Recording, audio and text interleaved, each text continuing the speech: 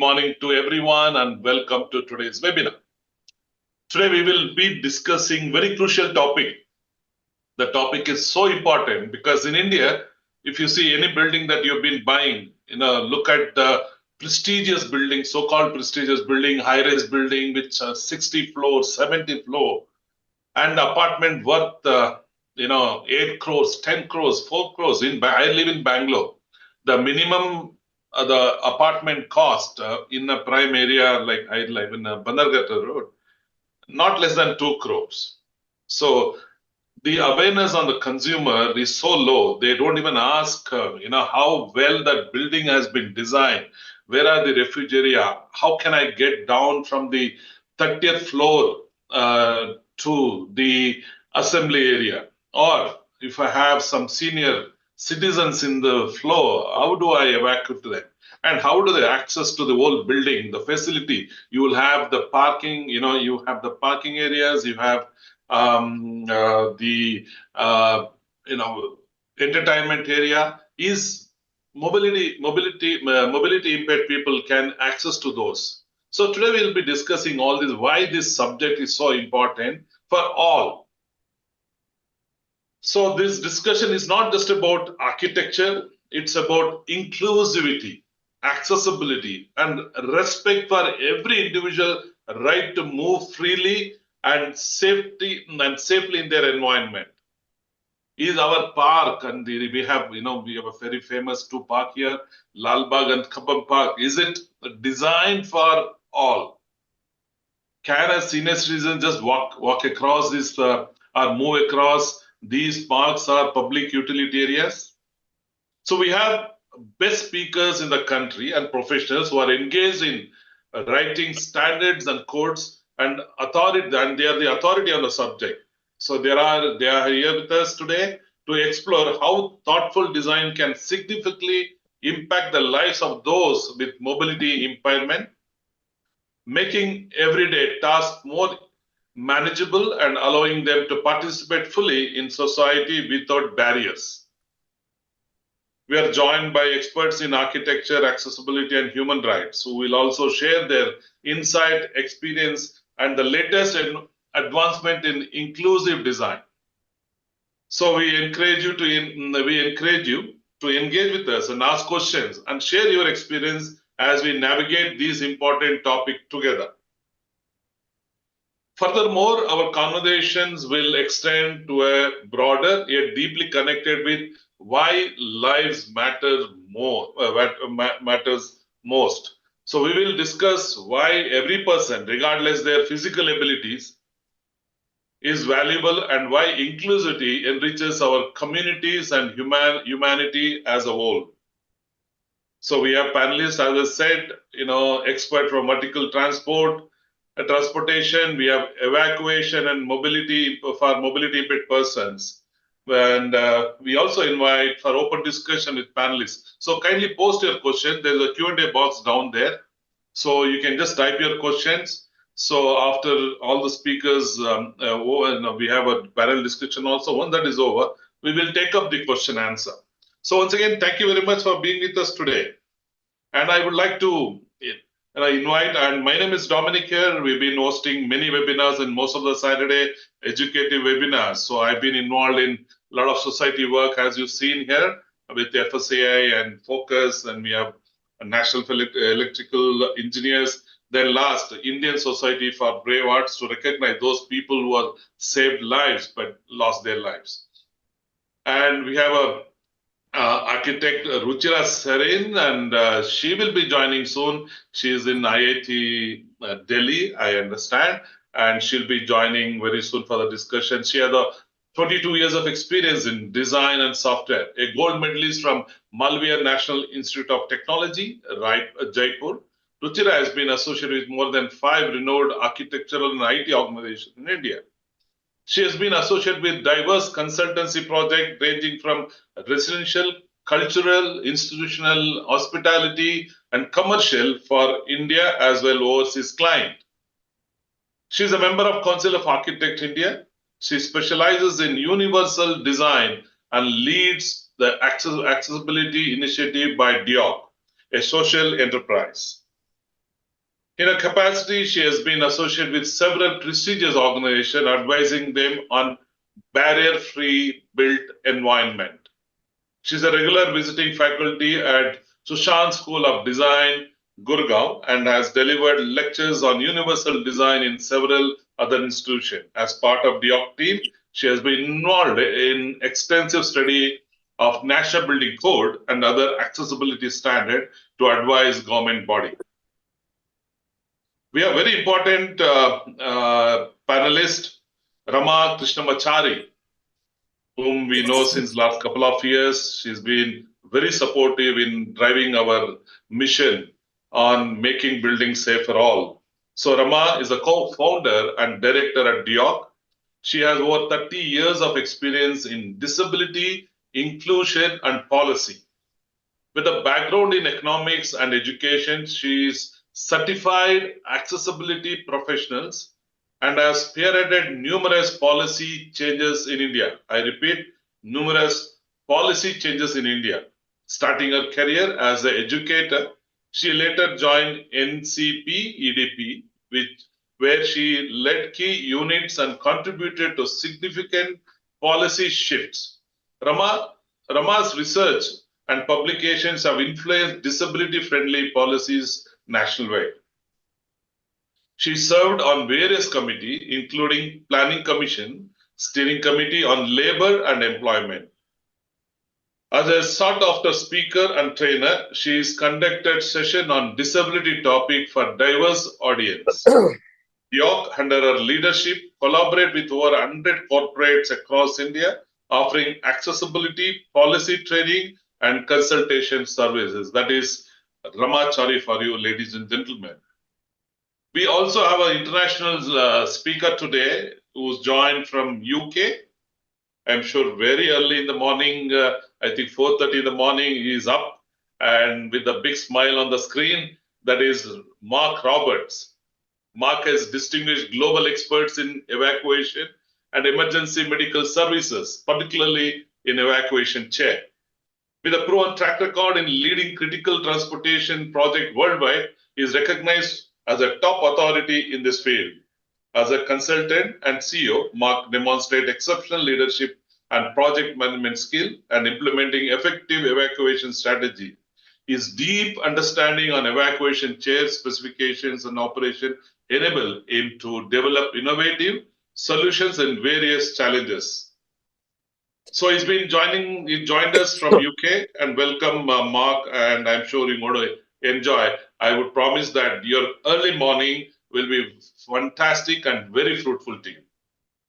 And finally, my friend Tak Matthew, tirelessly traveling across the country, I believe just landed in Hyderabad and got into the hotel, and he's here with us. Tak has been, very emotionally and driving the safety part when it comes to elevator. He's a fantastic speaker. And today, I'm so glad that he's able to make it. I was a little concerned whether he'll make it. So Tak is a principal consultant at Tak Consulting, over 35 years of experience in elevator industry. Chartered engineers and postgraduate in business administration. He is the convener, chairman of a committee for elevators and escalator of National Building Code of India. Very important role is playing in the nation building. So we have National Building Code. He is driving the elevator section. He is also a member of Indian Standard Committee and working panel for elevator and escalator. Matthews is founding trustee of Elevator Escalator Safety Trust, set up to impart knowledge, particularly to children, how safely you can use elevator and escalator. So these are our panelists today. I'm going to stop sharing, and we had over 350 registrants, which means 350 people have shown interest, and we have over 200 attendees today. I would request everyone to post your questions in the chat box related to the subject that we are covering. I now request Rama to address and share your knowledge that you've been carrying for so many years, 35 years. So let's hear to Rama. Thank you so much for inviting to such an important subject that we are discussing today, universal design and accessibility. When you talk of mobility, it is not about people with mobility impairment, but movement and moving around the space for people with different disabilities. So I will take this opportunity to say that movement is not just for people with mobility impairment, but for a lot of people with disabilities, without disabilities, once when you age, for children, people with medical condition, for everyone, mobility is very crucial. So we like to call it as a universal design, a space that can be inclusive for everyone. So that is the kind of approach that we take. And what is important when we discuss about persons with disability is that we need to have a change in our thinking. Earlier, we would think like person with disability having the problem.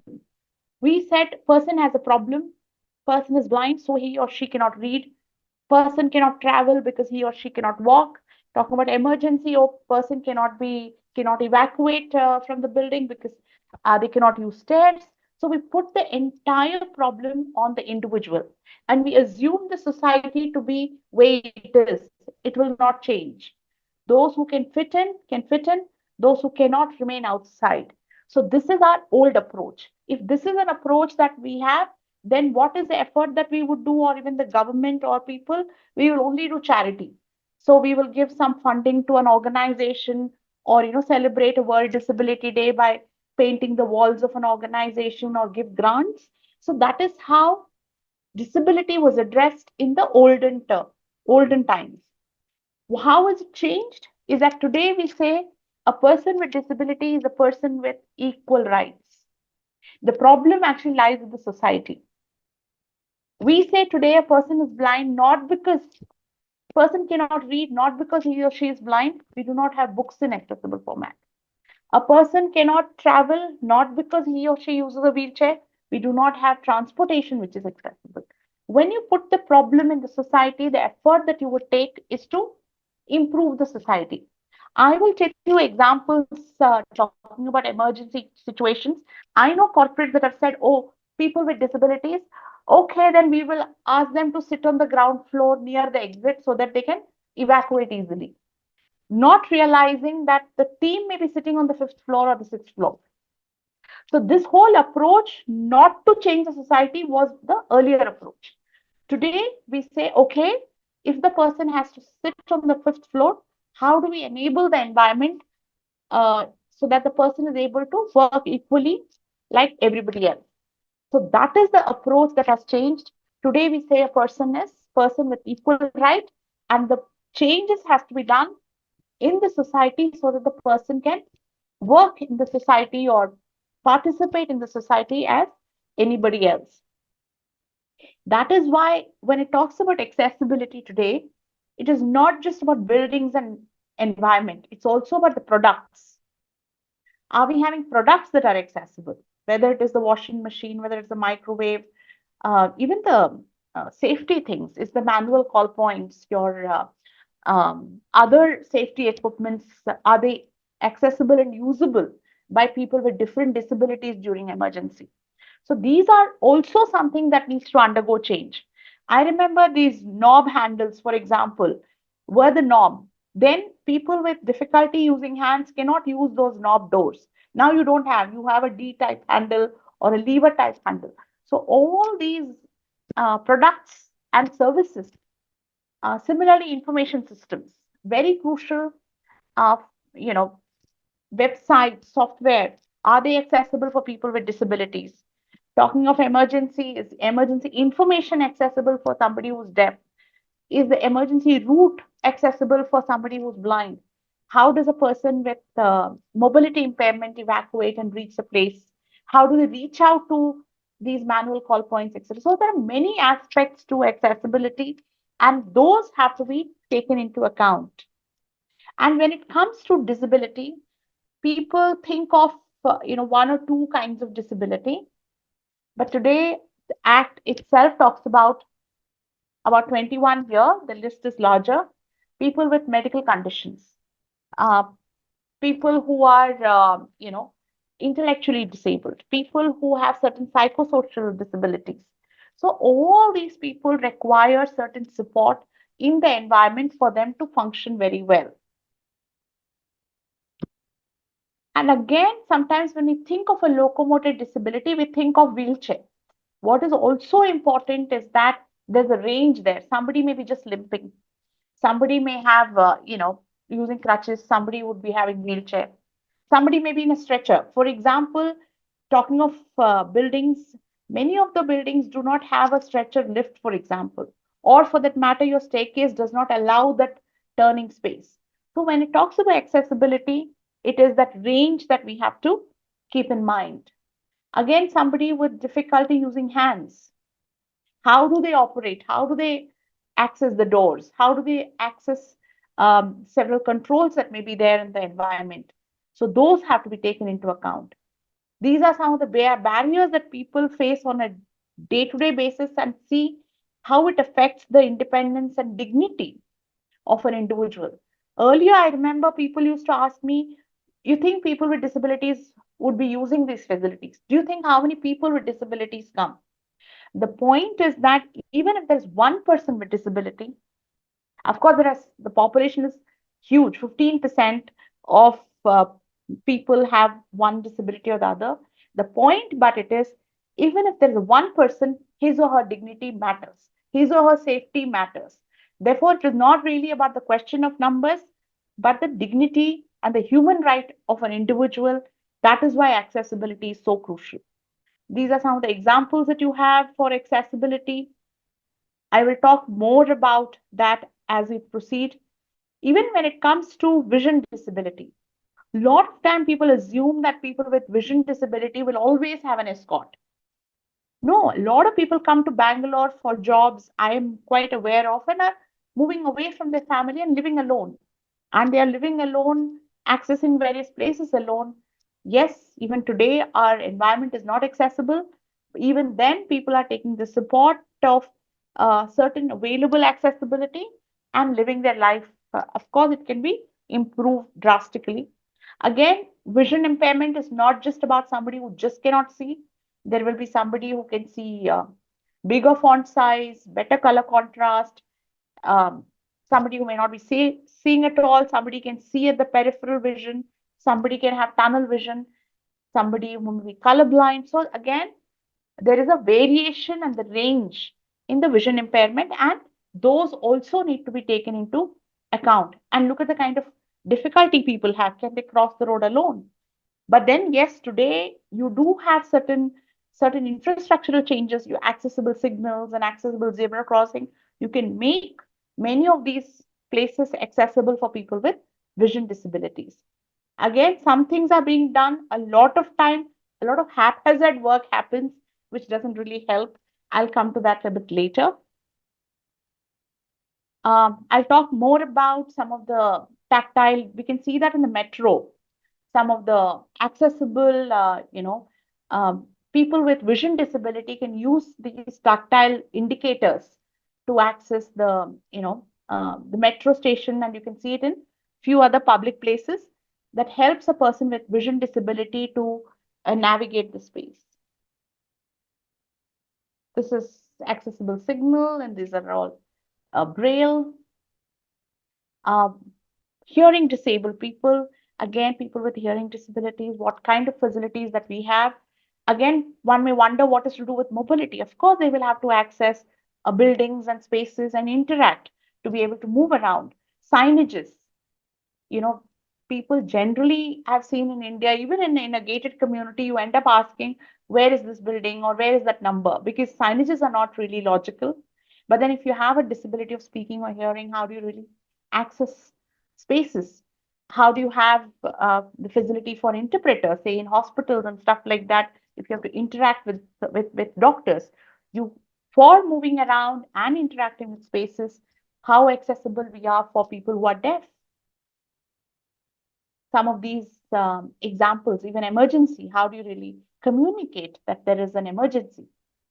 So talking about various disability, of course, the range is huge. I don't have time to speak about all the disabilities. You get a get an idea as to why is it important to create accessibility within workspaces.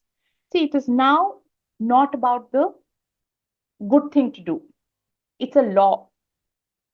Every country, most of the countries, I would say, have a law in place, which is basically saying a person has a right. It is not about favor anymore. You have to do it. It's a mandatory. A lot of time people ask us, is it mandatory, non-mandatory? It is mandatory. If you do not do it, you are discriminating against persons with disabilities. And it applies to private sector as well, as much as the public sector. It also applies to factories and to associations, trust, name it. It is applicable to everyone. And the onus is on the establishment to make all the modifications. And very clearly says you cannot discriminate. If tomorrow you create a building and say, sorry, you've not made it accessible, you're actually not allowing a person in. It's like not allowing a person in. So you'll end up discriminating. So you have to create accessibility. And also the law says that um, no permission will be granted if the building does not adhere to standards.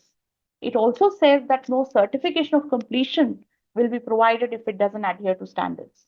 It had given 5 years timeline to ensure that the existing, so there is new buildings and then there are those existing buildings to become accessible in 5 years time.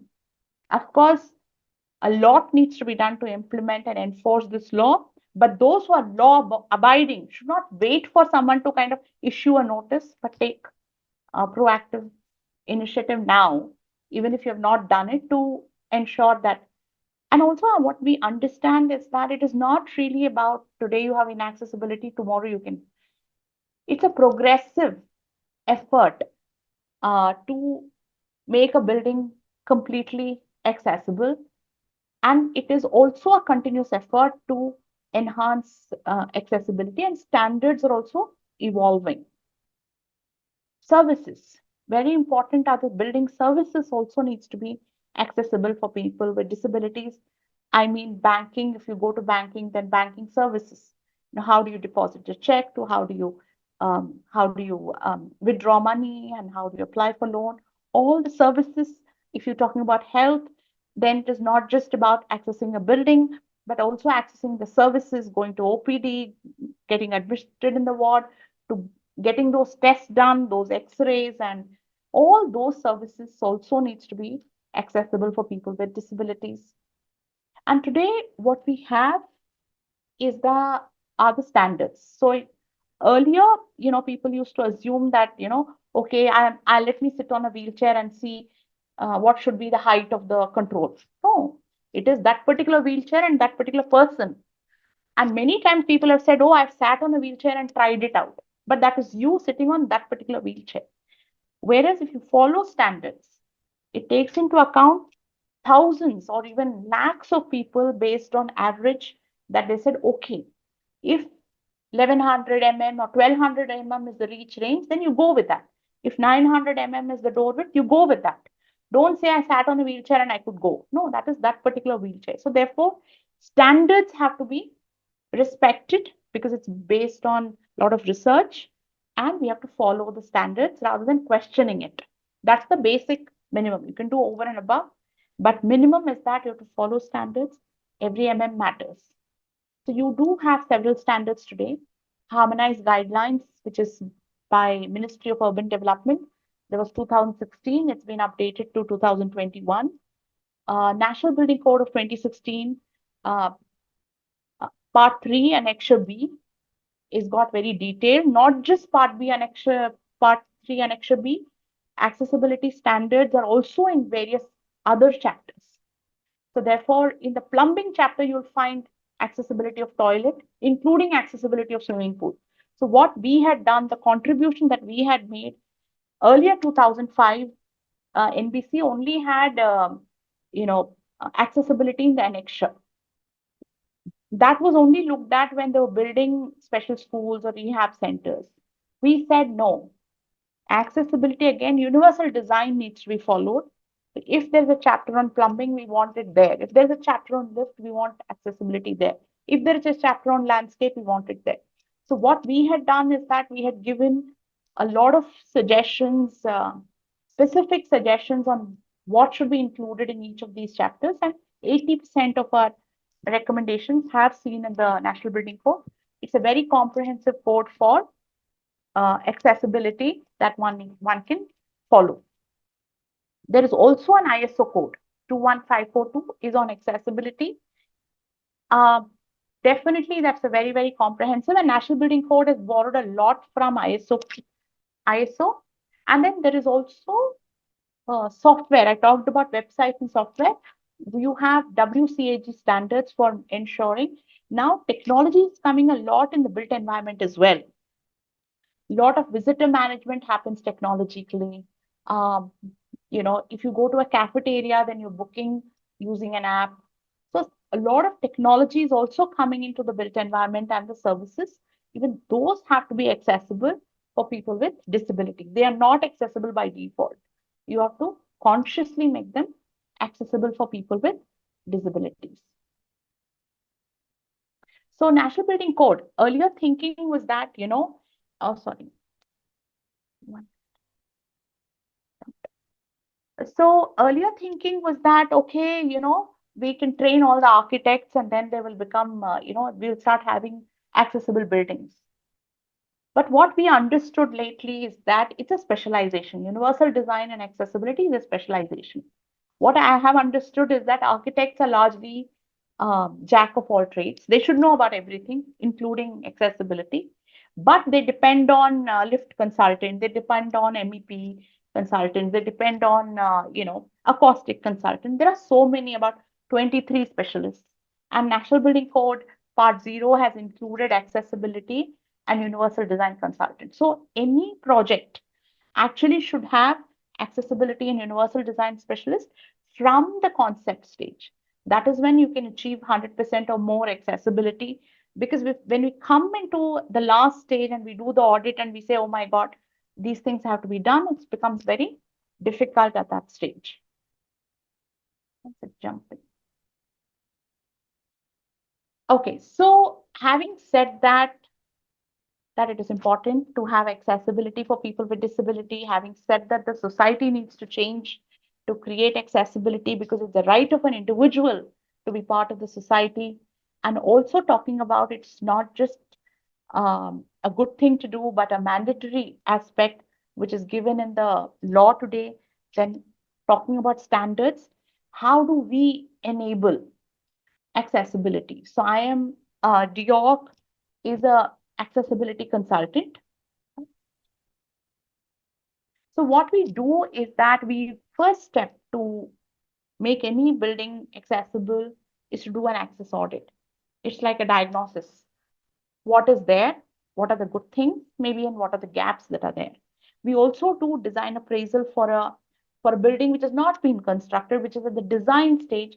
We also do a review of design in the blueprint to check whether accessibility provisions have been taken into account.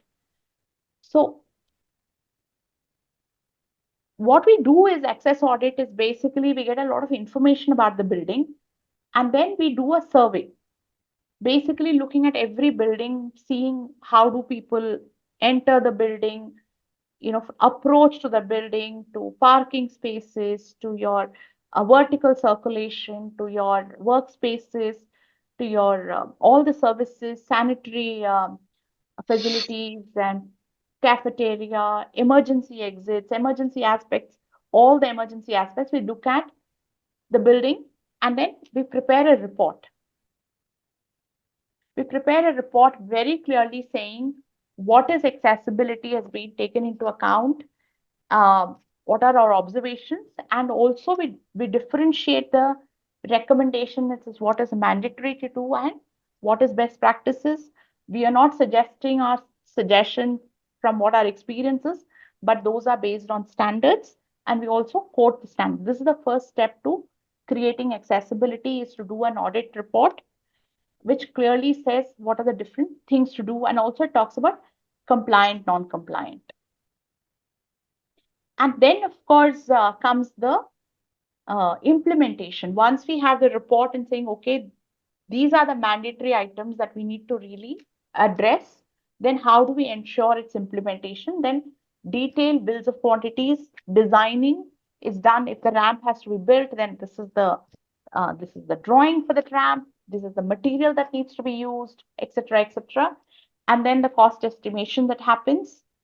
And once the implementation is done to our satisfaction, DOC also is issuing certification for companies that have created. We also have level 1, level 2, level 3, uh, you know, of certification. Level 1 is that, okay, you've not made the entire building accessible, but a person with disability can work in that space with dignity and independence.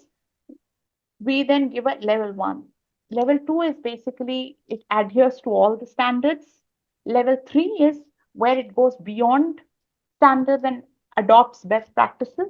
So that is how we've been certifying buildings as well. And quite a few buildings have started receiving certificates. So these are some of the examples of the work that we do. This is like example of the 3D rendering that we have done. A building which didn't even have lift have got lift now. These are some of the works that we have done. Look at the parking spaces. These are reserved parking spaces. How is it different?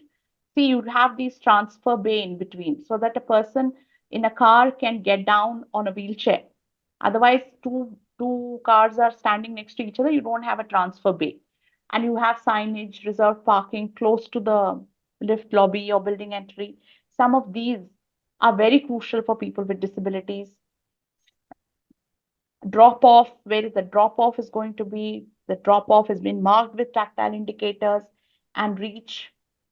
What is the surface looking like? Is it cobbled? Is it got anti-skid but yet smooth? Ramps is a big thing. Many people think that having just a ramp is accessible, but unless the ramp meets the several points related to the kind of surface it has, the kind of railing, if you see, there are two levels of railing, one for people who are short-statured or a person on a wheelchair using that railing, and one is for regular height people to how the railing is extending and turning rather than, just hanging like that, and then tactile indicators. There are many things that goes into making a ramp, the landing, etc., makes a ramp accessible. It's not just to have ramps, even the steps need to be accessible. A lot of people find ramp is a little long walk because it has to have a gradient. Somebody who's an ambulant, who uses a stick or a crutch or just limbs, prefer steps. So how you need to make that also accessible with the handrail, and these are for people with vision disability. Otherwise, if these strips were not there, all for a low vision people, all this will merge the same because there's no color contrast. It will all look like a plain thing. They will not know there's a level difference. And of course, the tactile indicators, etc. That is how you make the building accessible. And of course, there are spaces where you do not have space for um, ramp because it may be coming in the vehicular way, etc. So there are these platform lifts as well where you do not have option for regular ramps or lifts we can install. Then, of course, signage becomes very crucial for people with disabilities. And then there is this doors and the doormat. Small things, how these transparent doors can be a hazard for somebody with a vision disability, low vision. They can bang on these glass doors. How do you make it accessible with manifestations? How do you make the doormat, you know, uh, doormat needs to be flushed or with beveled edges. Small things make a big difference for people with disabilities. Examples. And these are some of the access controls that you have, access control card, EDRs, etc. What is the height that is the most conducive for people with disabilities? Many times they are quite high. So they have to be kept. People think that, manual call point, etc. They keep from a fireman's point of view, or randomly, sometimes it is placed, which is high. So they have to have certain, height, which is accessible for everyone. Sometimes people think 1200 is the maximum, but don't go with the 1200. More go with the 800 to 1000, which is more accessible for everyone. People think that 1200 is maximum, we should put it there. No, it is the maximum. So you put it at the range which is universal for everyone. reception counters which having two levels. So if you see, you need to enter register and stuff like that. You need that knee space for people with disabilities. You need to have tactile indicators leading to. You need to have color contrast. So many things that go into even the reception accessible, because that is the first place that people interact with. And you cannot write your own name or register yourself, then that's a little embarrassing. Therefore, it's a good idea to design again this universal design accessibility, where you have option of a higher desk and then a lower desk. Tactile indicators I spoke to you about, these are indicators that help somebody with a vision disability to navigate. I'll be happy to discuss more if you have more questions about it. Since we have limited time, I may not go into detail about what it is. These are all something, if somebody is willing to learn, it will take a lot more time to explain, but this will give you an overall understanding. Seating arrangement, again, variety of seating arrangement. Somebody would need a backrest, would need an armrest, kind of tables that you have. A low coffee table can be very low for somebody with a disability to bend down and keep. How do you have height adjustable tables here? The turnstiles have many things to make it accessible for people with disabilities, not just the width, but also the when you place the card, is there a sound? Is there a light? There are many aspects that go into turnstiles being accessible, and also signage.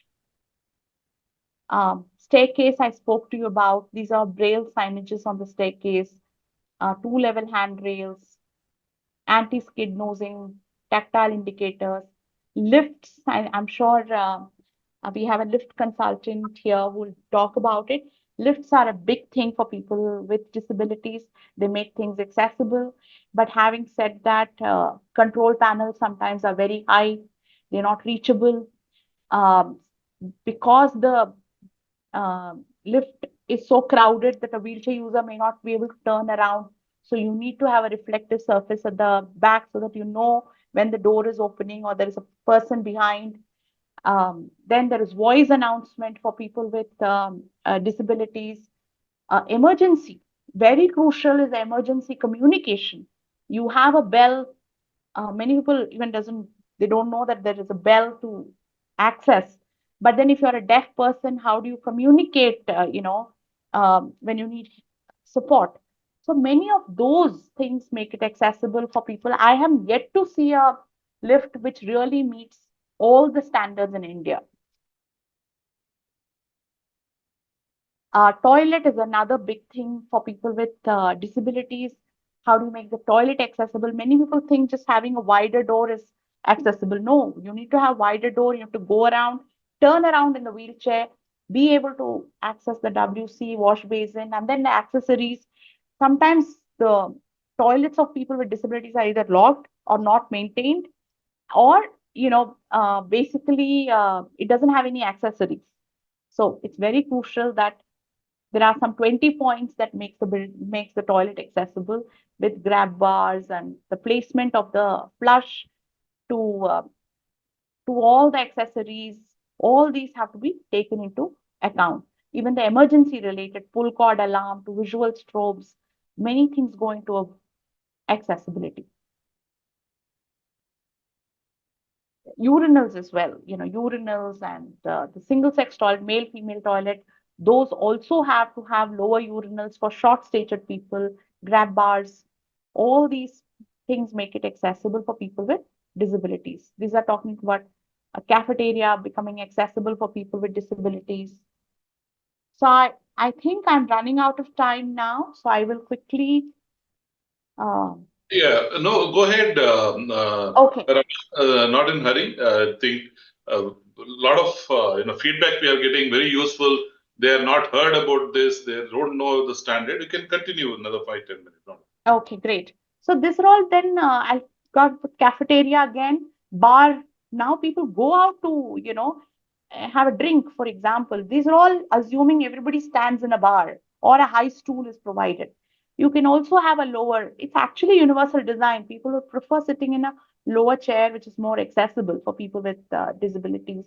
And also the knee space, etc., for the table. Hand wash.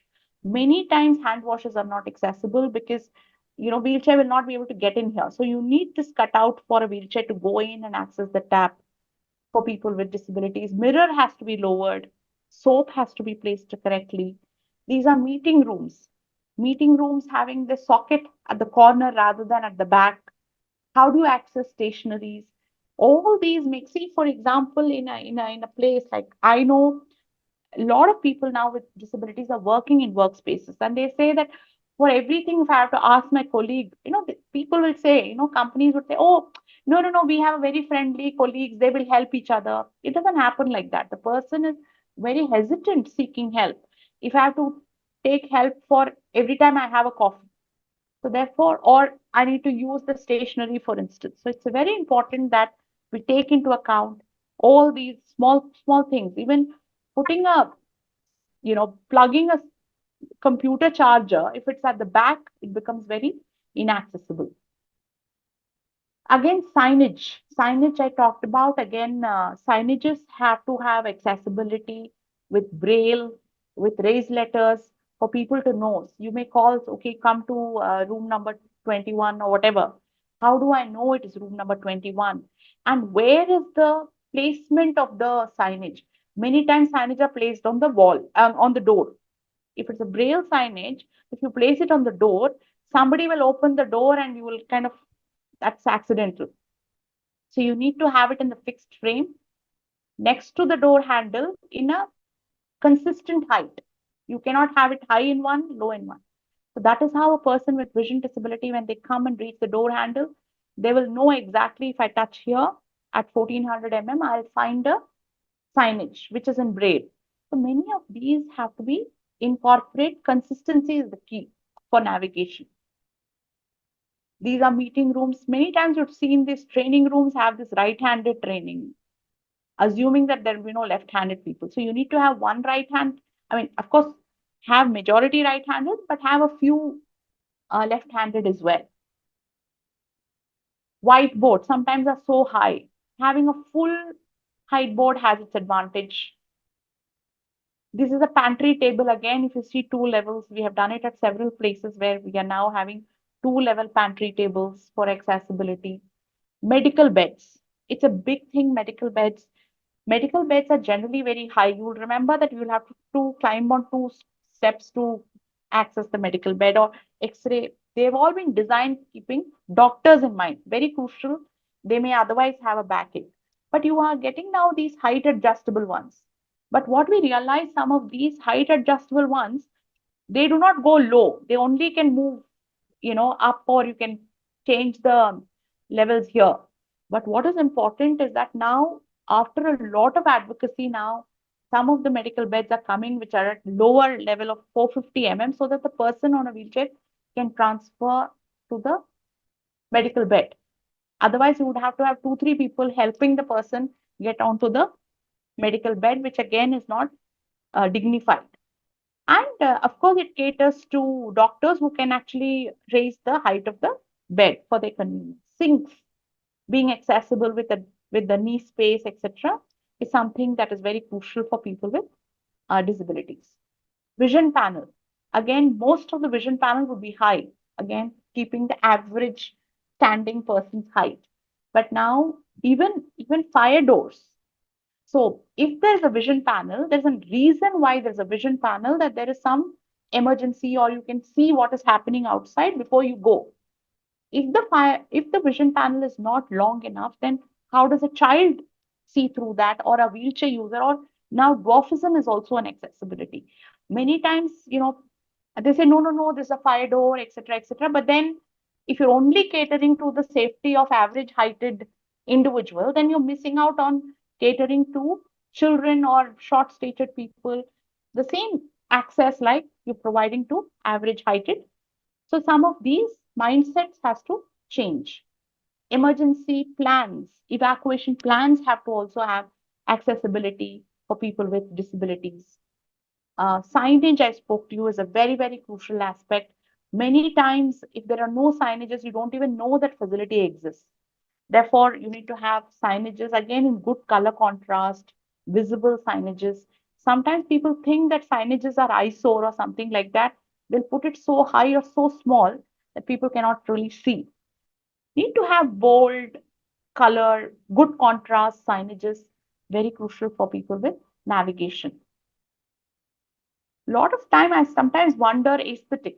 What is aesthetic? People think that, some of these, there are companies which have said that we'll only use shades of gray, shades of gray. They don't even want to bring in color contrast. But having an interesting color contrast, it's not very jarring, but having interesting color contrast actually makes the space more aesthetic. So some of those aesthetics also needs to be questioned. What do you think is aesthetic? And I feel function is the most important. These are again some of the examples of even now. Earlier was thinking that factories don't employ people with disabilities. But no, Unilever, many organizations, Nestle, are all employing people with disabilities in factories. We have helped design lab tables that are accessible. The shower, emergency showers, eye wash, all these can also be made accessible for people with disabilities. These are emergency related visual strobes I spoke about. Largely, I've seen again visual strobes. If you see, it is put on the emergency door. People think that visual strobe is to indicate where the emergency door is. No, the purpose of visual strobe is to alert deaf people or hard of hearing people who cannot hear, because scooter is only sound based. So you need to have visual strobes in work areas. You need to have visual strobes in toilets or places where a person is likely to be alone. When a hooter sounds, you need to have visual strobes. So in fact, that is more crucial. But many times I find when we go for audit, we find visual strobes in passages and not really in work areas or toilets or single meeting rooms. This is where you need to have visual strobes. That's for deaf people to know about emergency. And fire extinguishers. Many times they are put on wall, and a lot of visually impaired people also use wall to kind of trail. When you're designing a building, which is good, but can you create a niche so that it is not protruding along the wall? So some of these to be kept in mind, and height is also very crucial, which should be accessible to all. And of course, evacuation chair, very crucial. Again, it has to be kept on every floor, not just one in the entire building, because you cannot expect somebody to, when there is a fire or even a mock drill, you can't expect someone to bring one evacuation fire um, chair from one floor to another floor. Sometimes people also ask me how many evacuation chairs to be placed in one floor. See, minimum is one. Every floor, minimum is one. But there are four exits, then what do you do? Ideally, four. But also, what we are saying is that you have it individualized as well. So, if there's a person who joins and has needs, because at any given point of time, only one person can use one evacuation chair. If there are two people in the floor, they can't wait for one to go and then the next to come. So, what is called personalized emergency evacuation plan, so that you can procure more if there's a requirement. Minimum is one. These are some of the signages I spoke to you, very crucial to make it accessible with in good color contrast, with appropriate symbols, ISO symbols. Again, don't use symbols which are very fancy that people can't understand. Use ISO symbols which are standardized, people can recognize easily, braille, raised letters, etc. for people with disabilities. So that is about it. That's a very quick presentation. Happy to answer questions. We provide consulting services, accessibility services, training. We do a lot of research work in the area of disability and inclusion. Happy to answer any questions that may be required. Thank you. Thank you. Thank you, Rama. Wonderful. A lot of eye opener. I'm sure people like me who are doing a lot of audit of the building still I have not probably given so much of importance to a lot of aspects that you have showed. And I could see a lot of comments coming, can you share the details? Even my office want to be, equal, office for everyone, not really, reserved for certain people. But fantastic. It was very nice. We also have our, international speaker, Mr. Mark Roberts, who's been working in the similar field, but he has been traveling world over in the US and UK and Europe. So let's see what the international the buildings are designed. Are they designing as what Rama has been sharing? Or they are much advanced than India? So let's hear from Mark. Over to you, Mark. Okay, good morning, everyone. Thanks ever so much for the opportunity today to share some of my thoughts. I'm going to share my screen now, and I thought that Rama's feedback is a very good introduction and gives a clear clarity to what I'm going to offer today. So it should be very interesting.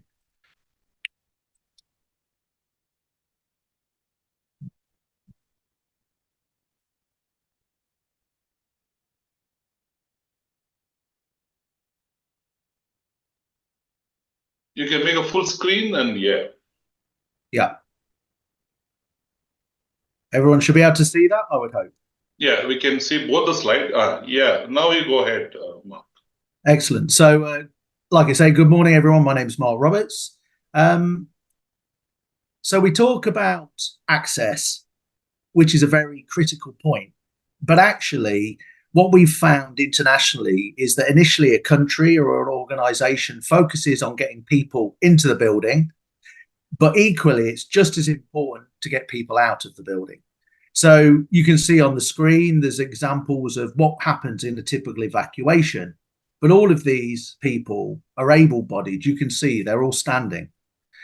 Now, the first thing that we need to identify is what the type of emergency could be and why somebody would need to evacuate.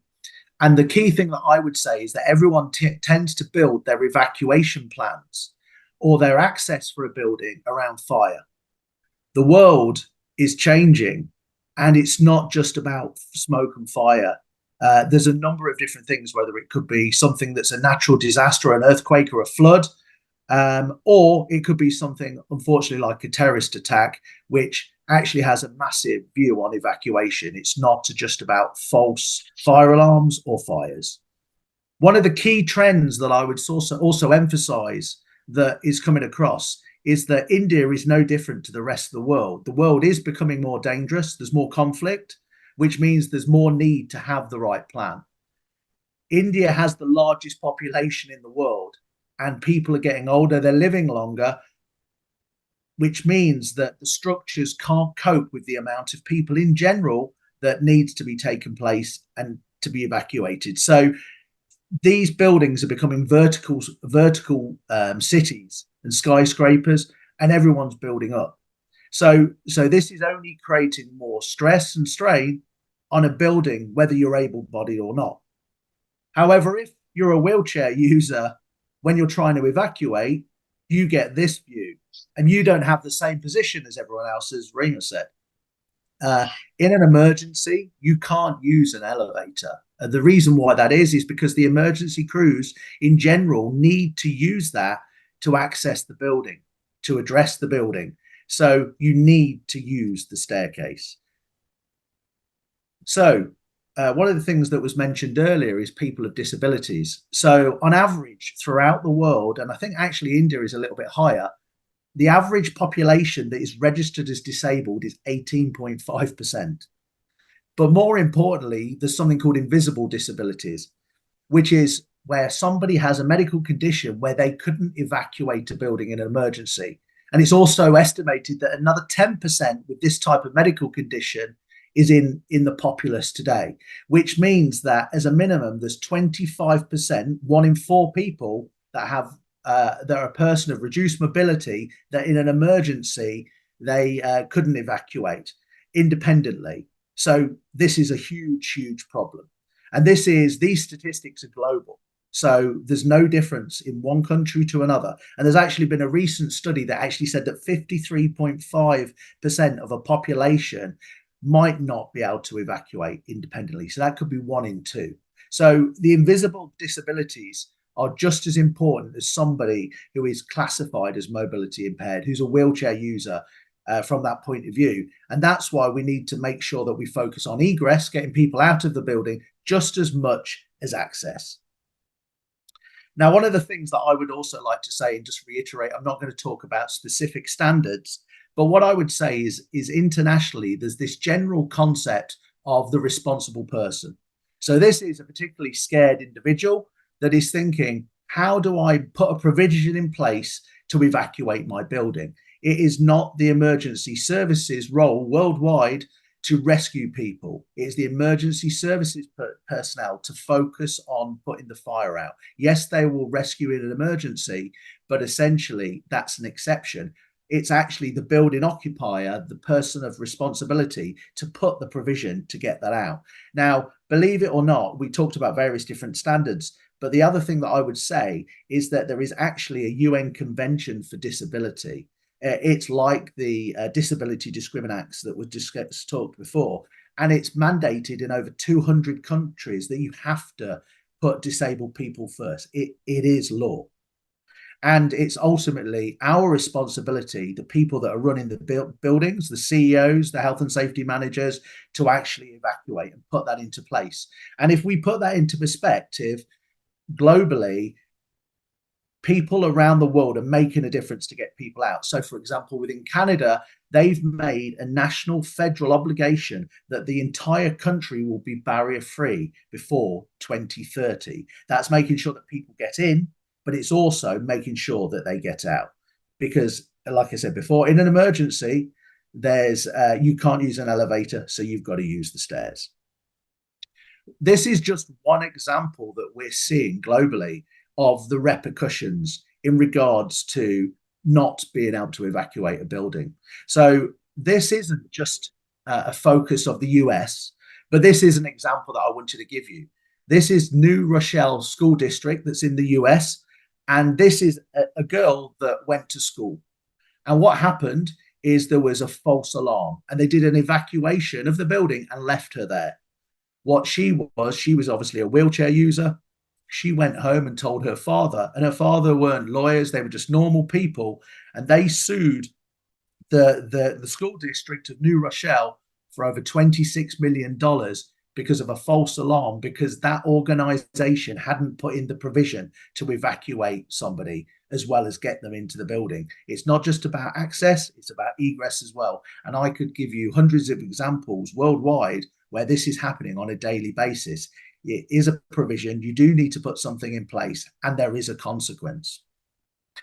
To put this into a little bit more context as well, you may be familiar of the Grenfell inquiry. So we had various different legal legislation in the UK that came into place in 2005, which basically said you have to put a provision in place to get people out of a building. But yet we still had a Grenfell inquiry, and disabled people were affected. So if we just put that into perspective, and this is actually leading into the strategy and structure of a building and what and how the structure of the building should be made up. If you look at the statistics of the Grenfell inquiry, the people in the building expected the emergency services to respond, and they didn't. So people would normally be aware of a defibrillator, and they say for every minute that passes, you lose 10% life expectancy for not being rescued. In a building, that's the same sort of statistics. If the emergency services don't respond, people unfortunately die. But one of the key things that we found in the Grenfell disaster is they had something called a shelter in place or stay put evacuation, and it just didn't work. And this is something that was developed many years ago and is outdated, which people automatically assume that a stay put evacuation plan is actually the right way to look after a building, and it isn't. It just absolutely isn't. But one of the key things that we found with the Grenfell inquiry is that vulnerable people within the Grenfell inquiry, actually, there was a higher percentage that died. So 41% of everyone that died in the Grenfell Tower was actually disabled or vulnerable in some way, One of the things I would also say is that somebody who's mobility impaired can become mobility impaired through an accident, an injury, they could be pregnant, but also children and schools and education, they are mobility impaired in the fact that they're vulnerable and they can't independently evacuate. So some of the key roles that were actually picked up from the Grenfell inquiry is that they actually said there were systemic failures of the emergency services, but they documented it is clearly not the emergency services primary role to evacuate people. It's not to rescue. Yeah. They also said that there was a clear absence of a plan to evacuate. And we talked about something called a PEEP or a Jeep, which I'll talk about later, but having a plan about evacuating, it's not just about having an access audit. And they also said, as I said before, which I'll explain, stay put policy and just using this policy is unthinkable. And what happened is there was a 20-minute clear window that the fire spread and actually gave the opportunity where they couldn't evacuate, which is what the problem was.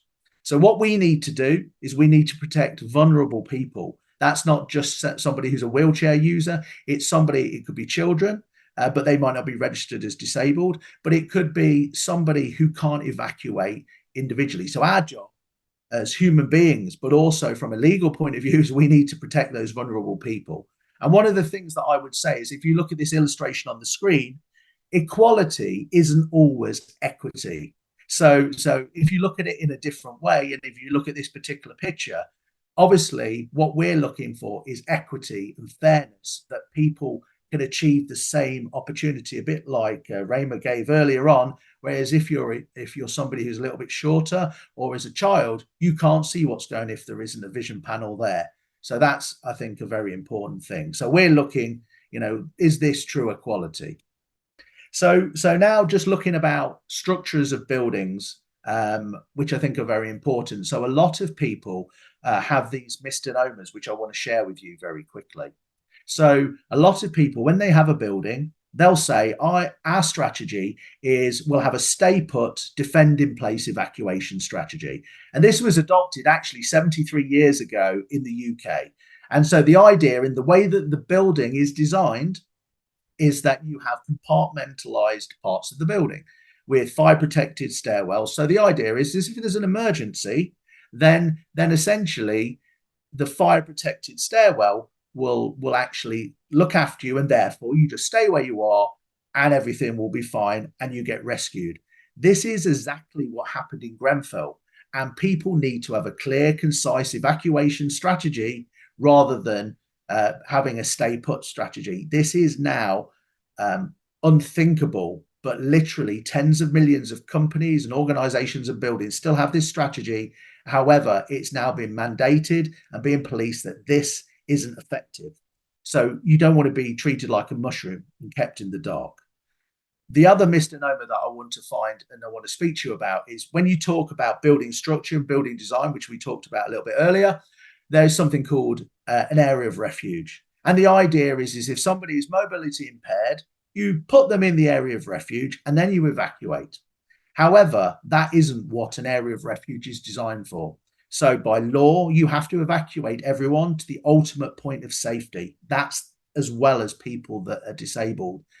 An area of refuge is designed as a temporary point of safety. It is not appropriate as a strategy to use an area of refuge as an ultimate solution. And you have to get everyone to an ultimate point of safety. So this is just a bit of a summary saying, yes, an area of refuge is good, but however, it is not your strategy for evacuating people who are mobility impaired. And also, it is not an ultimate point of safety. It's a temporary point of safety. So refuges are good, yes, but it is not the solution to get everyone out or to use it as part of your emergency evacuation strategy. So what we know we need to do is get people out of the building. And we can't use the elevator because the emergency services need it. And we can't have a strategy which says, well, let's leave them in the fire protected stairwell or in the refuge, or have a stay put evacuation strategy. And so you have to get them out. So what's the alternative?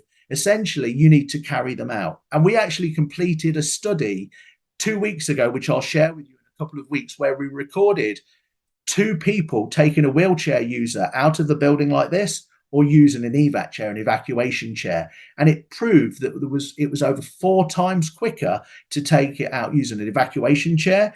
And also, it isn't dependent on strength or sex or gender to be able to evacuate them. So one of the things that I want to cover very quickly is, yes, you need an access audit, you need a plan of getting people in, but what you need is you also need something called a JEEP, which is a general emergency evacuation plan. Every building needs to have one. And also, for somebody who has a mobility problem, a mobility issue, they should have a PEEP, which takes on their individual needs for their impairment. Why I'm saying this is also, we can provide you examples of both of these, which you can use to help develop that plan. That's what's really, really important. So we're looking about how we get them out of the building, and that's why we're talking about evacuation chairs that were mentioned earlier. So to give you a little bit of brief background on evacuation chairs and the evac chair, we've sold millions of these chairs all over the world in hundreds and hundreds of countries. And the idea is that this particular chair was invented in 1980 by a guy called David Egan, who's on the right of the picture. And his wife, who's on the left, is Maureen Egan, and she was a polio sufferer in a wheelchair. And what happened was there was an emergency evacuation in New York in 1979, and they couldn't get her out. Everyone else evacuated, and they left her because they couldn't get down the stairs. So he invented the very first evac chair, and the story goes on, but 40 odd years later, these are the standard around the world. A lot, literally tens of millions of buildings, hospitals, education, and it's all about risk. So we talked about before, how many do you need? It's related to the amount of risk in the building, but ideally for the number of evacuation stairwells that you would have 1 per evacuation stairwell per floor.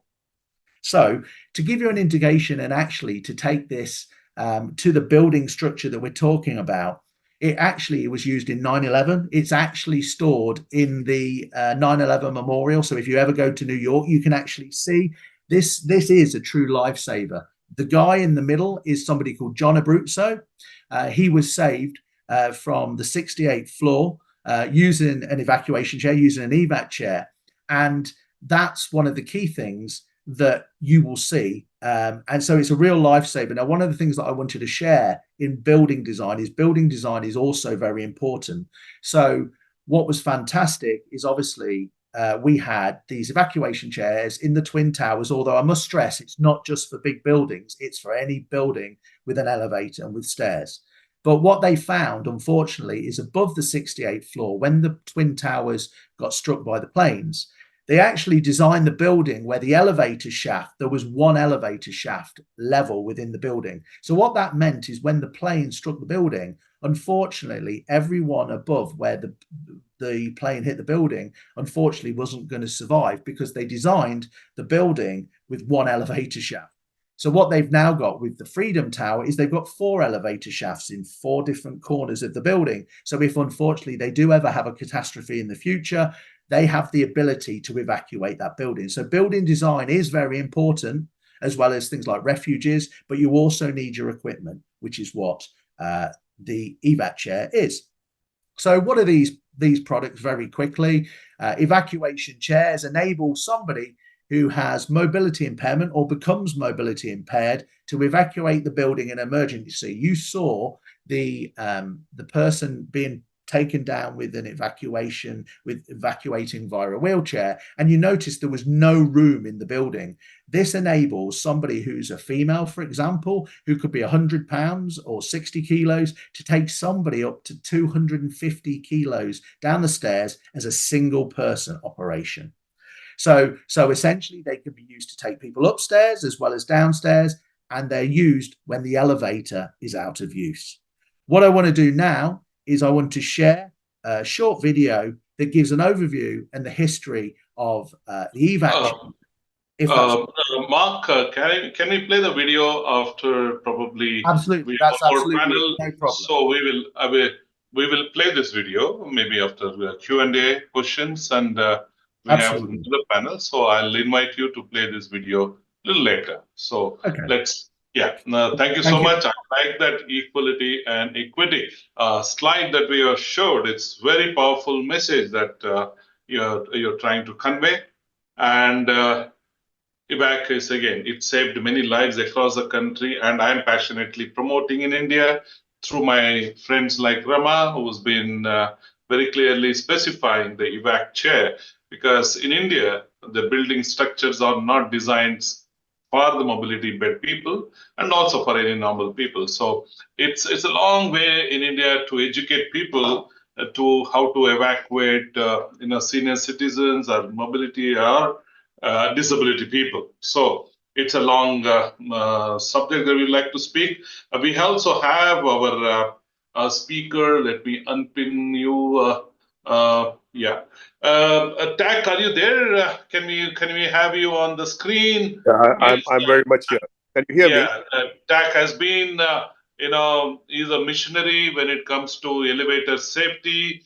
He wants to ensure that people who wants to use elevator are safely landed, not trapped, and not burned down by the elevator.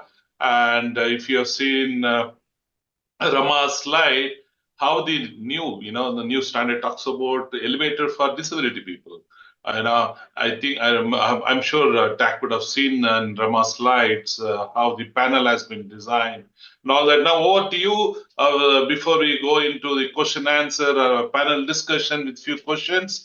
So over to you, Tak. What do you think about mobility and for disability people? Yeah. So like Rama mentioned, we have this guidelines which are now being made an act from 2023. So it's a great document as a good step. So I was at a government building, a fairly brand new government building, just a few days back, and there was a first floor cafeteria which was there, and I asked them. I said, "How does somebody with disability get there?" It's a government building. So the response was the architect forgot to provide anything for a person with disability. So when I pushed them a little further, they said, well, there's a service lift for taking, the food stuff up behind.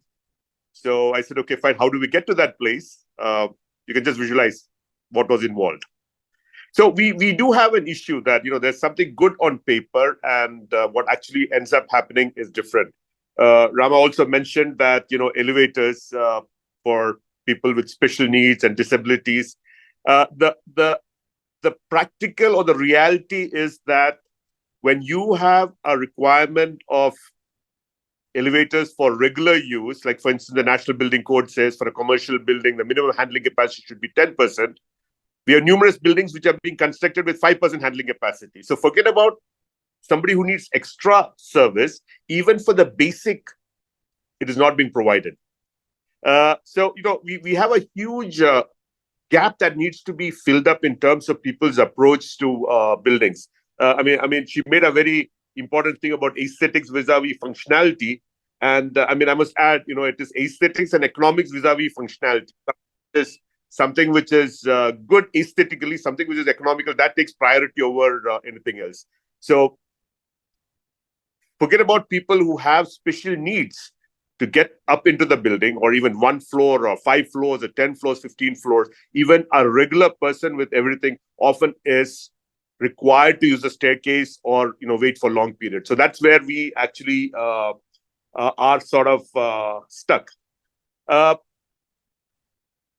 I'm part of the Indian standards, and we do try to work, to address some of these issues. But then I would have to say that even when these documents, great documents, are being prepared, there isn't enough collaboration. So I'll just sort of give an example. The document that we are talking about, the guidelines, it talks about the minimum size of the lift should be 1900 mm by 1900 mm. That works out to about a 24-passenger elevator. Less than 1% of buildings around this country would be 25-passenger elevators. The normal average elevator would be about 8 to 10%. A 24-passenger elevator is something which is one, very expensive. Two, it is not sustainable in a building, because it's not enough that you just install it. You also need to maintain it. And then it just goes on to say that, okay, fine, if you can't do that, then you do a 13-passenger elevator. In my opinion, that sort of defeats the purpose, because you know that you can't do a 24-passenger elevator, but that's what the law says. That's what the rule says. That's what the guideline says. But then eventually, you know that you can't provide it. So then you end up having compromising. Now, once you start compromising, there's no end to compromise. And I think it's essential that there has to be a lot more of interaction and coordination between the various expert levels. Yes, I do recognize that there are some things that an elevator industry person would not know, but then the communication has to be, and it should not be in isolation. Some of the interaction that I've personally had with people involved with disability, or for that matter, even with people who are involved in the fires, it has always been sort of a controversial, sort of adversarial kind of an approach. I remember I had a discussion with somebody, and they were involved in getting all these acts and rules together. And I sort of suggested to them that, listen, if you try to ask for this 24-passenger elevator, it's most likely not going to be possible because of the issues that are involved. Well, I got a mouthful from, there was a lady and a gentleman there. I got a mouthful from them, and I just actually backed out from any further discussion. That doesn't really help. So that's from the perspective of the act and thing. And I do not think that we have any other alternative, but address it and recognize that this is something that it is not just about a person with disability, like Rama kept mentioning. It's just not about a person who cannot walk. It's a question about ensuring that everybody is included. I mean, that includes even me. It includes everybody on the thing. It has to be for everybody. So that's from my perspective on the standards. I just wanted to have a little bit of a thing on this evac chair. I think evac chair is a brilliant idea, but then Mark mentioned something that elevators can't be used in an evacuation. So one of the things that changed in the elevator industry is after 9/11, where they figured out that more than 3,000 people escaped because they ignored the do not use elevator rule. And ever since, there has been this constant effort to figure out how best can we evacuate our building using the elevators. For instance, A17.1, that's the American standard, that talks about occupant evacuation. And what Mark rightfully said, it is not that the firemen who will come and evacuate. It's not the emergency workers who will come and evacuate. In the golden period before it goes on point of no return, you need to evacuate. And that is possible only with the elevators. Now, is it enough that you just put an elevator? It's not. The building has to be designed around an evacuation plan, which means the elevators need to be in a protected lobby. Unfortunately, what ends up happening is it does not suit aesthetics, it doesn't suit economics, it doesn't suit efficiency. So then you end up with a situation where the first of line of defense, which should be the evacuation elevators, the occupant evacuation elevators. In fact, the US is actually referred as OEO operation, which is also something in the National Building Code of 2016. Instead of that being the first line of defense, evac chairs becomes the only line of defense, which I think is a sad state, because evacuation chair has to be something that in the eventuality the elevators are not there, that is a backup plan. Now, plan B becomes plan A, which I think is something which also requires to be addressed in a serious fashion. I mean, you need to have every possible thing when we are talking about an emergency and evacuation. So I'll have another question for you, Dak. How do you see India support barrier-free accessibility? So I would talk more from an elevator perspective. Again, of course, I do have my views from the other aspects. Like I keep saying that even the basic things, a disability is probably the next level. For somebody who is able, there are access issues. So we have a long gap to fill. From an elevator perspective, we have a new standard. We had a standard already. We have actually elaborated it. We have introduced it as a draft, which has gone in for wide circulation. It is IS 17900 Part 7, Section 8. It has gone for wide circulation. It should be coming out for print. We are trying to adopt as much as possible for the guidelines, the harmonized guidelines which the government has made into an act. But then, of course, there's a little bit of practicality that is involved. So in terms of the heights, the buttons, the size, we have tried to incorporate it. So lots of things being done, but I think it's a huge race and a gap that has to be filled. And that gap filling is not going to be easy. But then, webinars like this, we need to constantly keep hammering the topic. It's not just a question of, having a 200 passenger elevator for somebody who can afford it. We need to get into a practical situation for anybody and everybody. So before the last question to you, I know that you're organizing India's largest elevator and escalator show. So don't you think that accessibility and mobility also should be part of your show, because people are coming to look for components on for elevator or designing part. I think, and also you parallelly having seminars to enlighten the people who are attending. Don't you think that elevator, escalator, again with evacuation, also be part of your show? Yeah, it's interesting that you are. It's interesting that we do have an area for this. But I mean, you actually put it across something that I keep telling the elevator industry. Elevators are just incidental in facilitating mobility. It's just incidental. If there was another way easier way of doing it, it would also be. So anything that's related to mobility within a building, for whether it is somebody with disability or without disability, it has to be part of the show. So we do have an area for that. We do have a few interested people in it, but still, like I said, it's still probably a long way before everybody sees this as an integrated science, which requires everybody to collaborate together, whether it's architects, whether it is the people from the industry, whether it is the developers, whether it is consultants like Rama, whether it is Mark, who has got this. It's a question of everybody interacting together. That's the only way we can move forward. Otherwise, it's just, I do elevators in isolation. Mark does his evac chair. Rama does a consultancy, gives advice. Everybody operates in their, tactile. You just to operate. It doesn't work that way. It has to be a collaborative effort. And I keep telling this to architects that everything starts and ends with them. Thank you. We have architect Ruchira Sen. Okay, if you can unmute. And again, this is probably third webinar we're doing with Rama and Ruchira. I don't know how much we progress. Every year we keep doing this. But Ruchira, being an architect and your profile, which we read out, you've been working with a lot of large corporate across the country, and you've been auditing many buildings in Delhi and other areas.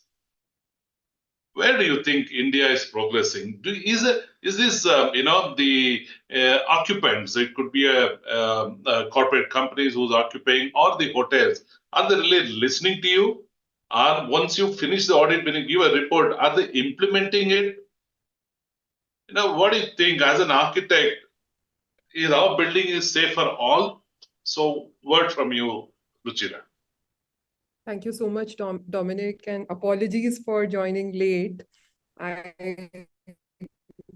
just happened to have an overlap with another session which stretched a bit longer. But yes, Dominic, coming to your question, things have changed thanks to the law which my colleague Rama spoke about, the Rights of Persons with Disabilities Act. Like Mr. Matthew said, it starts with architects and it ends with architects, but it's no longer the case, because even our building codes are saying that one has to look at a project as a teamwork, and you cannot work in silos. You cannot have your own decisions, your imagination laid on a project. So whatever we speak is basis guidelines, is basis standards, which are also part of the law today. And if they are mandated by the law, the end users, whether they are occupants of the buildings or they are developers, people who are in the construction industry, are bound to listen to some of these suggestions. And that's what consultants like me and Rama are here to create that bridge that gap. Architects by themselves are very lazy to even go to the standards. A lot of them don't even know which standard to look for accessibility. So that's the role that we are actively playing in the community to educate them, to let them know that this is what our standards speak and this is what you need to implement. Accessibility is not just about getting people into a built environment, by facilitating ramps and staircases and lifts with all the features, but it's also about evacuating them safely. Something that, I always say about universal design. It is, something to do with individuals' independence, dignity, and also safety for all the occupants in the building. So yes, now we are being heard thanks to the law being on our side and also our standards which have evolved. Ruchira, you said it's a law in the country. When you say law in the country, India has a law, very strict law. What does, how do you implement this law? What is the power that the auditor, it could be a fire auditor, it could be a auditor of the building. What kind of power they have? How do you implement? What do you think? How we can implement this? So the first step is to educate whoever you are interacting with, the building occupants and the owners, about the provisions in the Act, which are the clause 44 and 45 in the RPWD Act for built environment. Once they are aware of what their obligations are, which are to do with new projects or greenfield projects, as well as something which is already operational, both need to comply with these guidelines and standards. People who are engaged in the construction industry or building owners will have to set aside resources as audit companies or as people who are auditing their premises for buildings. We say that, it's like a diagnostic test. So do not leave that report and let that collect dust in some part of your office. No, it has to be implemented in a very systematic manner. So it is a full-fledged architectural exercise. Buildings do have their, midlife crisis, is what I like to say. They don't last for eternity. And so is accessibility. It is an ongoing agenda. It's an ongoing task. It does not start from X point and end at Y, and we forget totally about accessibility. Any audit is like, a benchmarking exercise, which means you are trying to improve yourself. It has to be done in a periodic manner. All the recommendations, the audit yield 100 or 150 odd points for a building. Pick out the most, high priority or key issues without which, you are threatening somebody's safety or independence or their dignity. List them down, make efforts to then translate them into a full-fledged project, which will mean generating a set of design, whatever, specifications are required, keeping money aside to make those changes happen on ground, and then move towards the certification, where, the project will then be certified that, yes, you've achieved a certain level of accessibility in your built environment. But yes, after certification, again, do not forget that this is an ongoing process. Do not keep it hanging in the office wall. One has to, again, relook at it after a certain period of time and enhance. It's a growing industry. It's an evolving industry. Every day there is a new innovation in the field. Thank you. Thank you, Ruchira. I think you have a very low bandwidth there and your voice is breaking in between. And we have Ruchira who can Rama, who can talk a bit more about RBWD Act a little later. I'll take up questions. We have 2-3 hands raised from Muralidhara and Vaibhav. I'll come back to you as we progress. I'll pick up some questions that is there for the TAC. TAC Kamal is asking, I'm interested to know safety precaution required for operation of elevator and also IS code for safety of elevator. Maybe if you can give some references, probably they can download. Over to you, TAC. Okay, so the current, the main standard is IS 17900 Part 1 and Part 2. So IS 14665, it's running parallelly at the moment. By the end of 2024, it will no longer be a valid document. What will be available will be IS 17900, Part 1 and Part 2. So just bear that in mind and for your reference. When you talk about safe operation of elevators, the way elevators are designed and supposed to be specified is that it should be as idiot proof as possible. Pardon my language. It's supposed to be that unless you intentionally do something, the elevator should remain safe.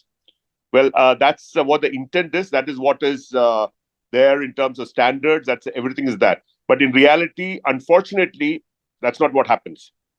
I did make a mention about economics, and one of the problems that is happening right now is people who are buying elevators, whether it is a developer or finally if it is a user who is like an owner of a building and trying to do it, they end up looking for the cheapest option. And the moment you have the cheapest option, you approach that, you start ending up with problems. So talking about safe matters, it's a serious issue, and I'm glad that you raised it, and something that I've been talking about for the last 15 years, and it is deteriorating pretty fast. What is required is you need to follow the standards and the codes, and you will have a safe elevator. So you're saying the quality of elevator iterating, everybody is saying improving, and that could be because it organized elevator industry or disorganized industry, or there is no checkpoint for choosing. Even a checkpoint has its own limitations. I mean, how much policing can you do? What is required is a user needs to recognize that if something is cheap, it's coming with a price attached to it. So I've been discussing with many people, and unfortunately, the approach is let's get the cheapest elevator. And in fact, many of my presentations, I keep saying that they will look at the nice, light fittings, they'll look at the nice bathroom fittings, but when it comes to elevators, let's look for the cheapest option. I was at the airport this morning with a gentleman, and he said that unfortunately, that's how it is going on. I mean, prices of everything else that goes into a building has been going up. The cost of the elevator has been going down. The price of the elevator has been going down. Okay. Borderline violation standards. Sunil Kumar is asking Rama, what is WCAG? It is web content, web content accessibility guidelines. Like the way you have for the building, you have NBC and harmonized guidelines. Similarly, for websites and software, you have web content accessibility guidelines to make the software or the website or apps accessible for people with disabilities. Oh, that's good. Something which never heard about it. Okay. So another question from Subrata Kumar. What is the standard accessible height for installing a bracket of 9 kg DCP? Okay. DCP, fire extinguisher, residential building, and in a factory, referring to the regulation. Is there any regulation to, advise on the height of the extinguisher should be in the Act, Rama? Yes. So yes, anything that is being used by people in general, which includes people with disability. So there is a reach height, which is like anything less than 1100. 1000 mm is what is the less than 1100. 1000 mm is the reach, which is a comfortable reach. So you should have the fire extinguisher put at 1000 mm or the manual call point or whatever. And particularly when I spoke about the fire extinguisher, if it's a new building, create a niche and then put out. Otherwise, it will become a protruding object for somebody with vision disability. So 1000 mm, I would say, is the height at which fire extinguisher should be placed. Yeah, Vaibhav, your question is, NBC says that maximum vision panel on fire-rated door can be 0.6 square mm, which is 200 into 300 mm. Then how to provide longer vision panel for accessibility? Now, TAC, again, you're part of, you're convener of NBC, and I have many friends who are there. Could we probably take this address this issue? Ruchira keep asking, how do you counter this, Rama? You're unmute. Please, can you unmute? Yeah.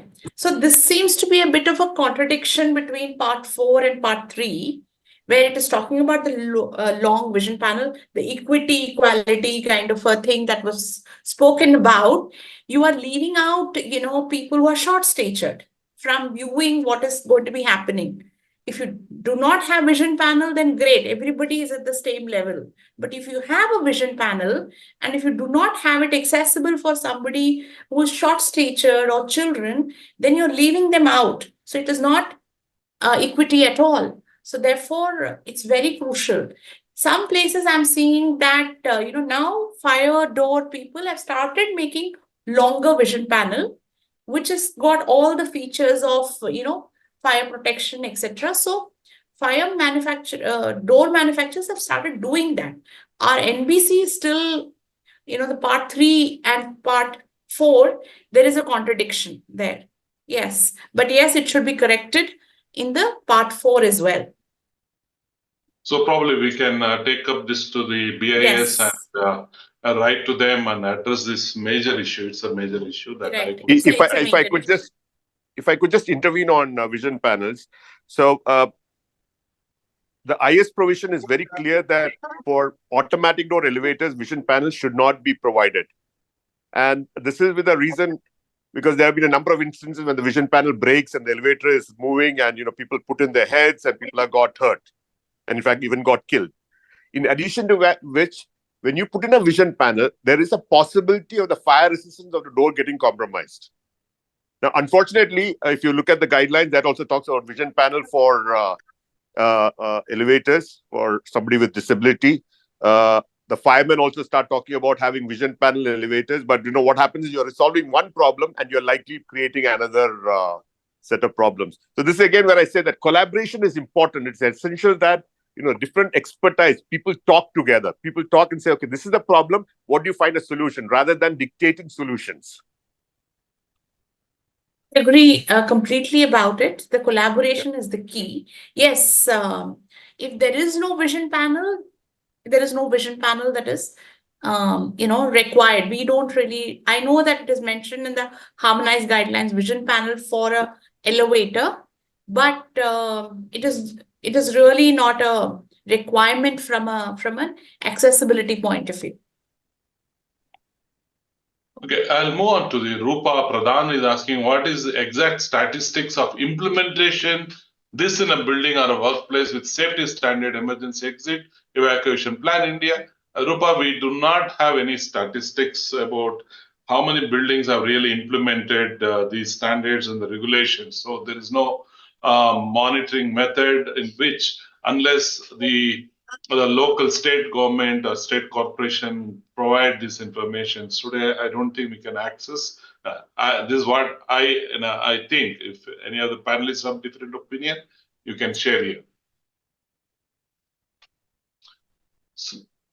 So yeah. There are no statistics. There are no mechanism to measure any of this. Okay. Moving to Jerome, who is from the Taj Hotels, retired chief engineer. Thank you very much for the information. Is there a single document resource where all these requirements are given? So Jerome is asking, is there any document that whatever we are discussing, is there available?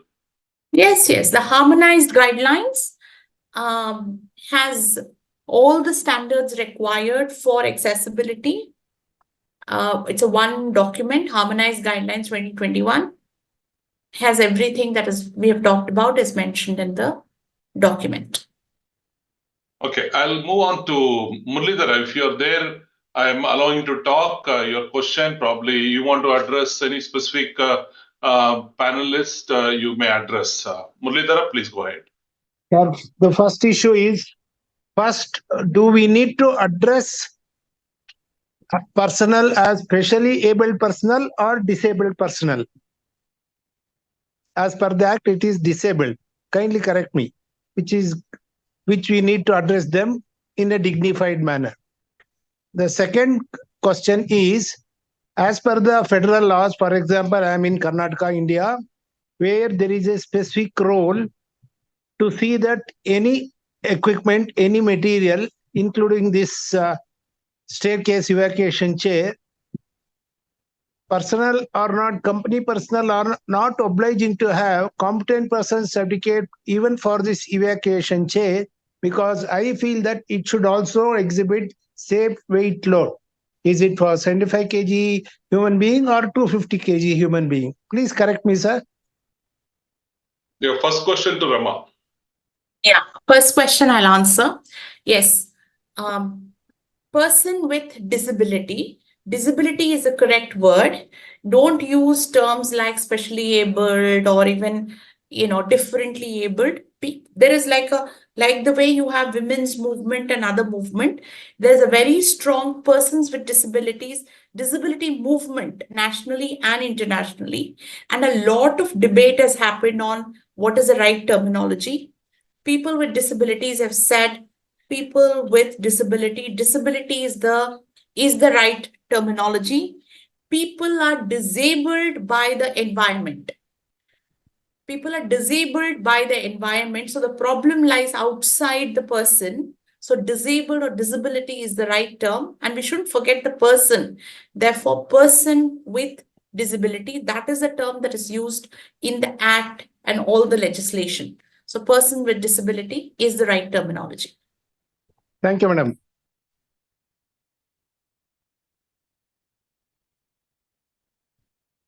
My second query, sir. Would you like me to answer that question? Please, sir. Yeah, so in regards You have to unmute. I am unmuted, I believe. Can Yes, you hear? sir.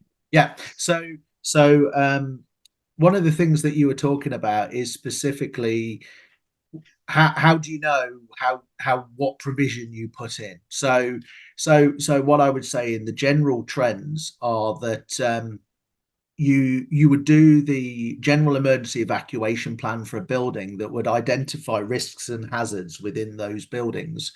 So for example, a typical evac chair or evacuation chair would have a capacity, for example, of 182 kilos, so 400 pounds, which is like 28 stones if you're if you're in England and you want to measure in stones, and that is obviously quite a large person. However, what I would say is that a lot of the challenges is that in a public access building, so a library, a tourist attraction, or people that are getting visitors, you get back to this invisible disability scenario where you don't know what disability somebody could have because they don't always come into the building and it's not visible. So in general, I would say that the standard in an accessible building where somebody won't necessarily know all of the disabilities as part of even their planning is that tends to be 223 kilos, 500 pounds, because then you can deal with an eventuality, but it would normally be related to the risk of the building. So if it's a corporation and you do the risk and it's an office and you've not necessarily got a high risk, you would go with a standard evacuation chair, for example. Whereas if it was a public building, you would tend to build with eventualities that you wouldn't know in an emergency. And then what I would say is the highest risk, which is healthcare. So if you imagine you've got a big hospital with occupancy, with multiple floors, and you're doing a staged or progressive evacuation, you may well find that you've got to evacuate many people that have become disabled because they're ill or they're having an operation. So therefore, you'd look at things like progressive horizontal evacuation strategies where you move them to part of the building.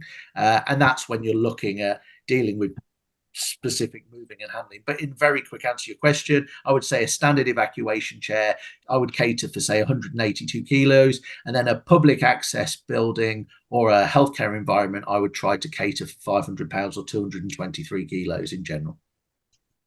Thank you, Mark. Hope that answers Muralidhara's question. So moving to Ramakant Sharma is asking, this is for Ruchira and Rama, is evacuation chair is mandatory in high-rise building like hospitals? So do you want me to answer that or someone? Yes. Yeah, in India, is it mandatory? So I'm asking our Rama to Yes. answer to that question. Yeah. Yes. So, our law requires equal opportunities, non-discrimination. So in that context, of course, how do you evacuate people? Therefore, it is a mandatory provision to have a evacuation chair. Of course, you know, ಇನ್ನೊಂದು ಏನಾದ್ರು ಮಾತಾಡ್ಬೇಕು huh? No. There's a cross question. Okay. Yes, it's very much mandatory. Okay. Rama says it's very much mandatory in high-rise building and hospital, but implementation Even is if there is a 1 or 2 floor, even if it is a 1 or 2 floor, one floor, even if it's 1 floor, it becomes mandatory. necessary. Yeah. Mark, this is from India. So, India context, it is the Act says it has to be provided. The system has to be provided to evacuate. So that's what Rama was saying. Hope it answered Ramakant questions. We have few more questions before we put up a small video. So Anand is asking, vision disabled person, how they access DCS operated elevator. So, Okay. vision disabled person, how they access DCS operated elevators. Could Yes. I address that? Yeah. Yeah. Please go ahead. Okay, so there are two things. DCS, as long as it's not a touch button, it's not a problem because we are working with a telephone keypad where you have the dot on 5. And the DCS panel is supposed to talk out and tell you what is the number, which elevator you have been assigned to. And then what happens is that elevator in turn is supposed to indicate that, okay, this is lift A. Can you hear me? Am I audible? Yeah, you're audible. Okay. So suppose if you have 4 elevators, each elevator is supposed to have a different voice. Now I'm saying all this is supposed to be because that's how it's supposed to be handled. Unfortunately, is it being done? The answer is no. So adding to that, yes, DCS, another very important feature, there is that button, accessibility button, which you press and then it becomes it announces. What we've also that you can a lot of noise. Yeah.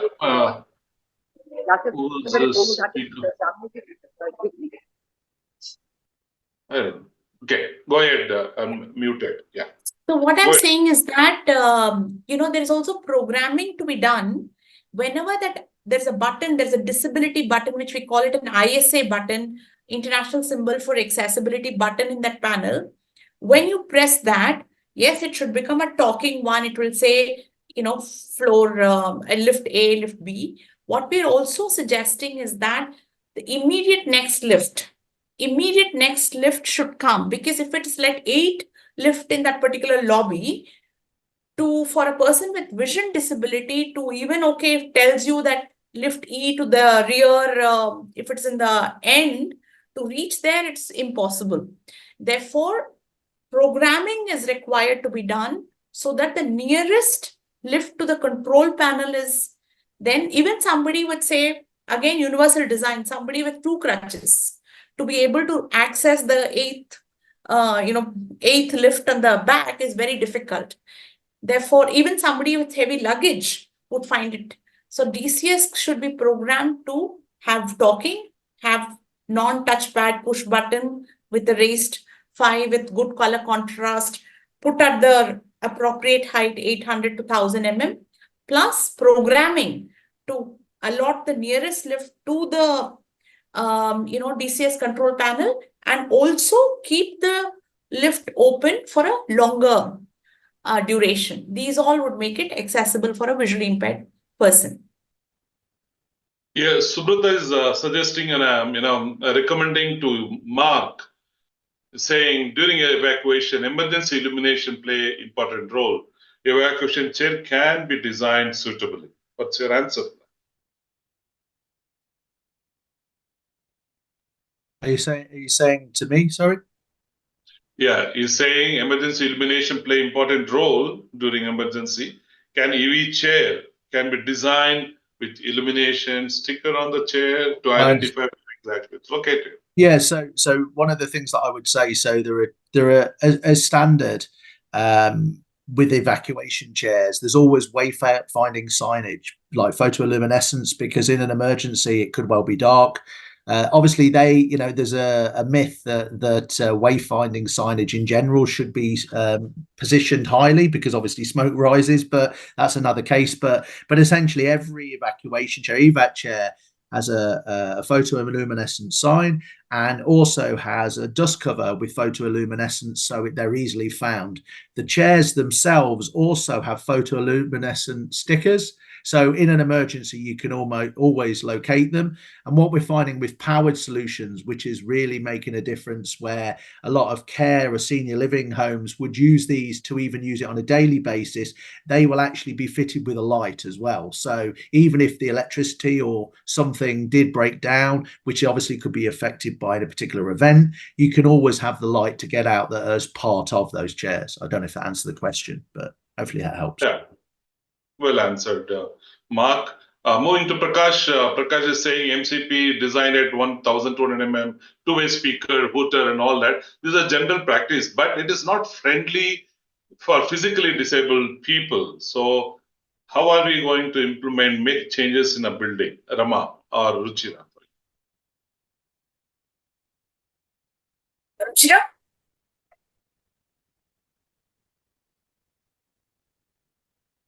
Rama, Can you please repeat the question? I was just. Yeah, Prakash is saying MCP two-way speaker and hooter, is very clearly specified in the standard. What is the height?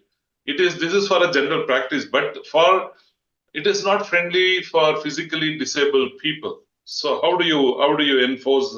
How do you bring changes? So the height is, like I said, 1200 is the maximum. Make it like 1000 mm is what is given in the harmonized guidelines for installing the manual call point.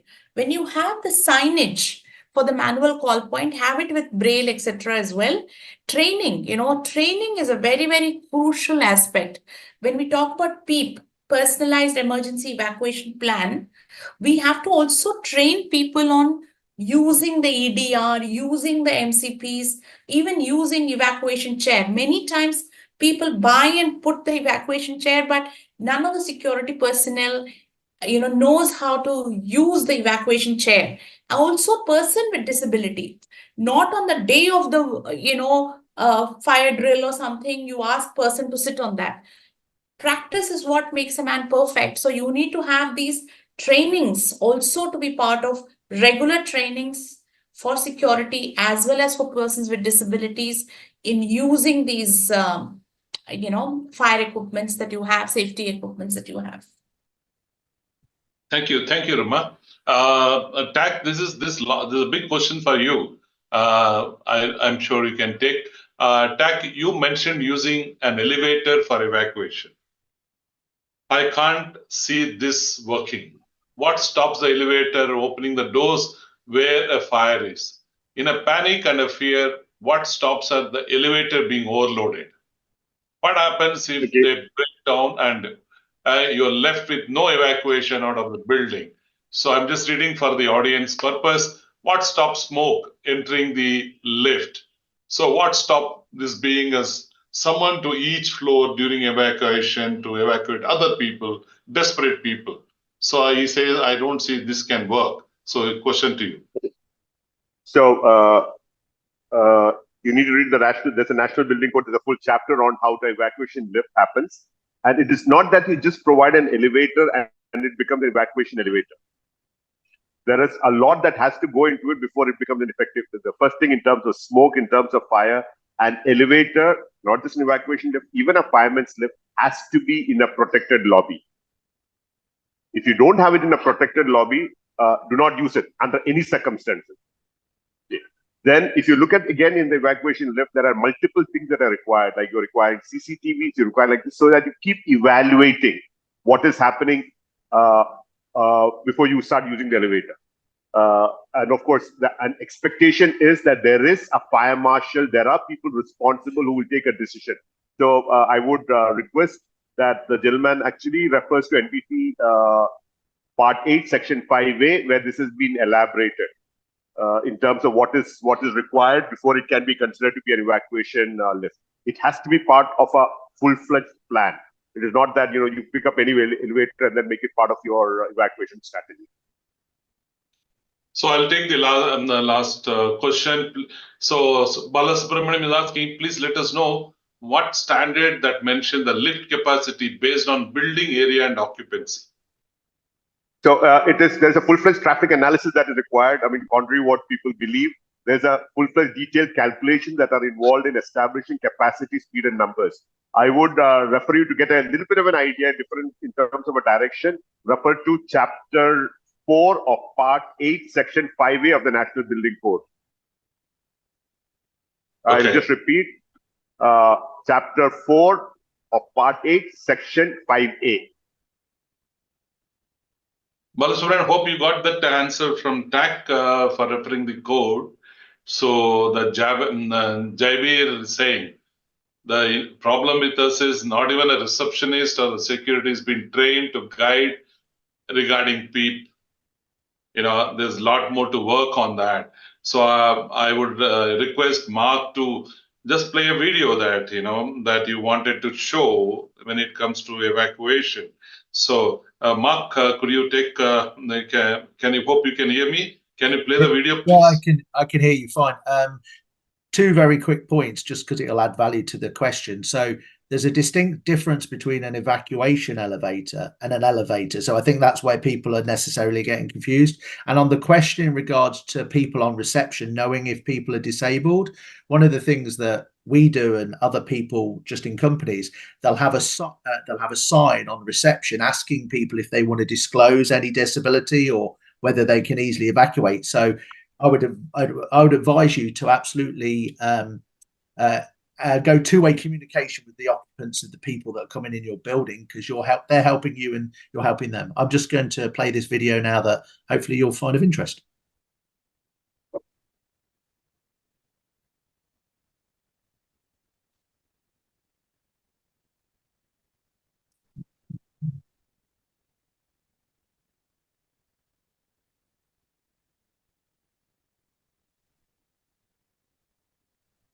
Right.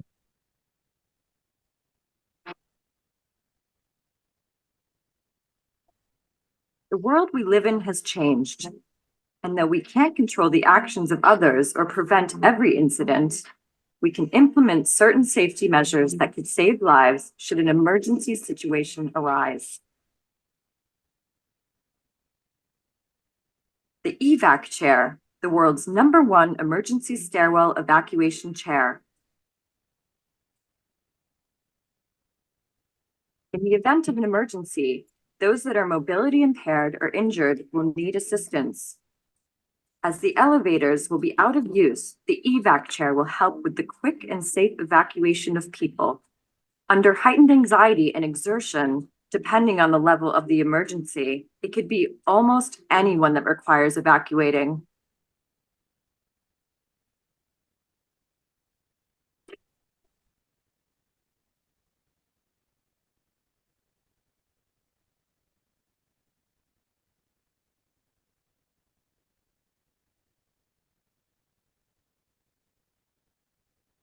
EVAC chair is an essential safety provision for any building with stairs.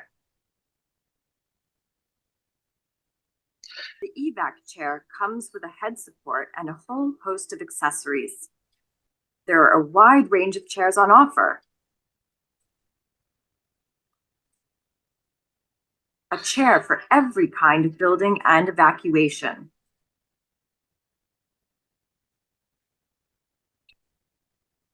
So you can see here there's lots of different chairs dependent on what type of building it is, whether it's a general access building or, for example, whether it's an airport or a larger building. The EVAC chair range tackles a wide variety of stairwells. The EVAC chair 600 and IVACs can even do an ascending evacuation. This is an example of the power chair, for example, where people evacuate out of a building or can be used. All over the world use the evac chair. People like John Abruzzo, who was safely evacuated from the 69th floor of the World Trade Center on 9/11. The first plane hit the tower that day. John, like others, rushed to the stairwell. However, evacuation for John Abruzzo would prove much more difficult. How do you get a man who lives in a wheelchair down 69 floors? Evac chairs, stairway evacuation chair. They are put on every floor. The implementation of the products proved successful on 9/11. John Abruzzo did make it out of the building on 9/11 because of the evac chair. Almost every building has a fire extinguisher. We consider So you would the see evac that just as important. the angle of For the some stairs people, makes no difference to how it's in an used. emergency situation, the evac chair is the perfect solution for stairway descent. In the world we live in now, anything is possible. The evac chair ensures a safe evacuation for those that need it should any kind of emergency arise, and could very well save lives. Wonderful. Thank you so much, Mark, for demonstrating the evacuation methods and chairs that we have.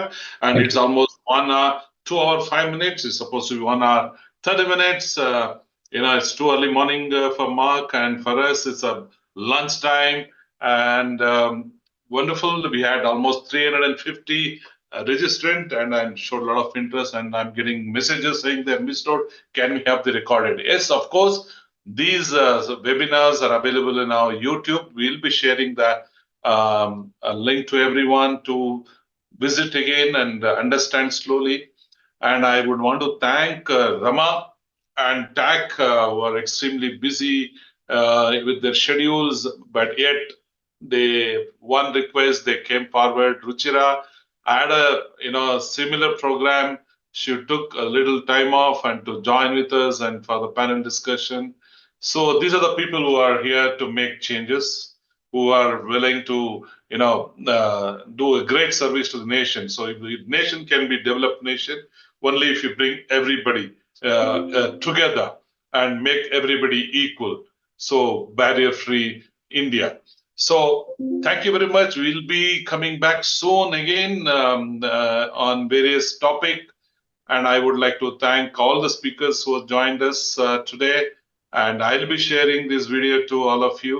And I want to thank Lakshmi Navya, who's at the back end supporting the chat, and all the audience. Thank you very much for joining. You have a wonderful weekend. God bless you all. Thank you so much.